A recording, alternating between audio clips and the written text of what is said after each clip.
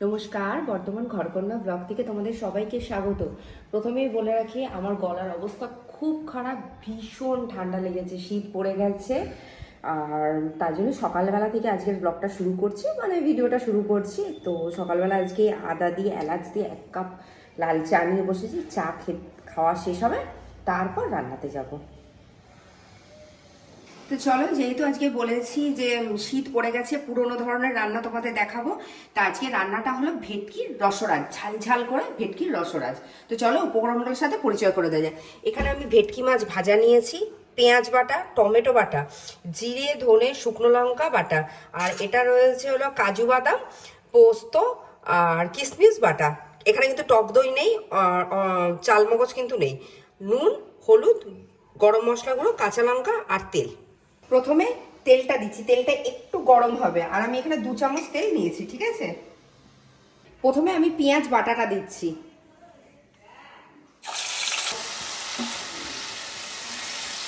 এবার যে টমেটোটা বেটে রেখেছিলাম সেই টমেটো বাটাটা দিয়ে দেবো। আর এখানে কিন্তু এই বাটা জিনিসগুলো ব্যবহার করবে, কোনো রকমভাবে কুচনো জিনিস কিন্তু ব্যবহার করবে না, কুচনো জিনিস কিন্তু ব্যবহার করলে হবে না।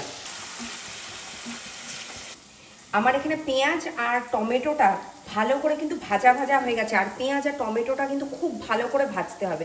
তারপর এখানে যে বাটা মশলাটা, জিরে ধনে শুকনো লঙ্কা কাঁচা লঙ্কা বাটাটা, সেটা দিয়ে দেবো। আর তোমাদের আরেকটা কথা বলা হয়নি, পেঁয়াজ বাটা বা টমেটো বাটা এখানে ব্যবহার করছি যখন আমার রান্নাটা হয়ে যাবে, তোমরা বুঝতে পারবে কেন আমি বলেছি যে এখানে পেঁয়াজ বা টমেটো কিছু কুচানো দেওয়া যাবে না, এখানে সব কিছু বাটা মশলা ব্যবহার করতে হবে। এবার নুন দেবো পরিমাণ মতো, তার সঙ্গে অল্প হলুদ গুঁড়ো।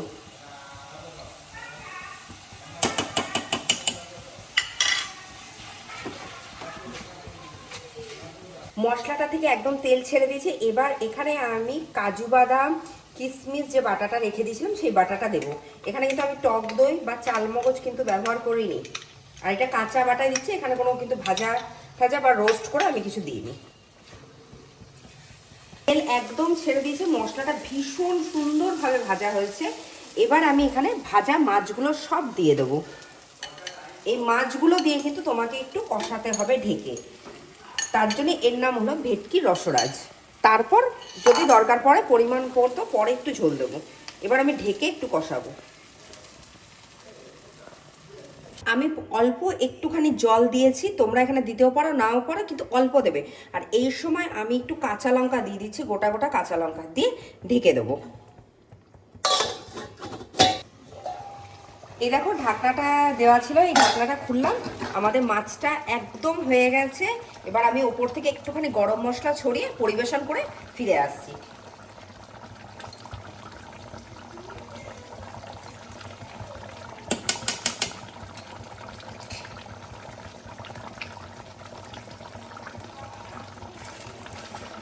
তো চলো, তৈরি হয়ে গেছে আজকের ঝাল ঝাল ভেটকির রসরাজ। তোমরা অতি অবশ্যই বাড়িতে এটা ট্রাই করবে, আর এটা কিন্তু সাদা ভাতের সাথে ভীষণভাবে ভালো লাগবে। আর আজকের ভিডিওটা যদি তোমার ভালো লেগে থাকে, রান্নাগুলো ভালো লেগে থাকে, অতি অবশ্যই আমার চ্যানেলটা তোমরা সাবস্ক্রাইব করো, শেয়ার করো, লাইক করো। আর যদি কিছু ভুল হয়ে থাকে নিজেদের ক্ষমা করো। আজ তাহলে আসি।